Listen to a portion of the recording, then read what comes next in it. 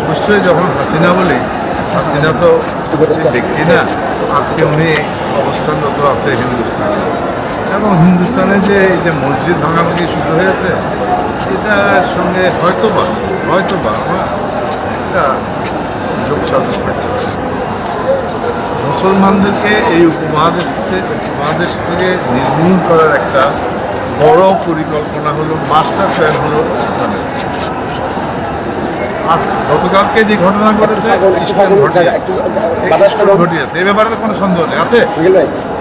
তারপরে একটা পত্রিকা কি লিখলো, হিন্দু মারতে গিয়ে মুসলমান নিহত হয়েছে। এর থেকে দুঃখজনক আর কিছু হতে পারে?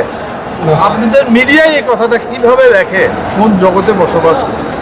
হ্যাঁ, মিডিয়ার জগতে আর ফেসবুকের জগতে আর কি, সোশ্যাল মিডিয়ার জগতে, কিন্তু এইভাবে নেককারজনকভাবে একটা মিডিয়াতে এসে যাবে যে কি আজকে হিন্দু মারতে দিয়ে মুসলমান মেরে ফেলেছে। এটা আপনার স্ক্রলে চলে আসছে একটা টিভি। যাই হোক, আর কিছু বিস্তারিত বলতে চাই না। আল্লাহ আমাদের দেশে শান্তি আনুক।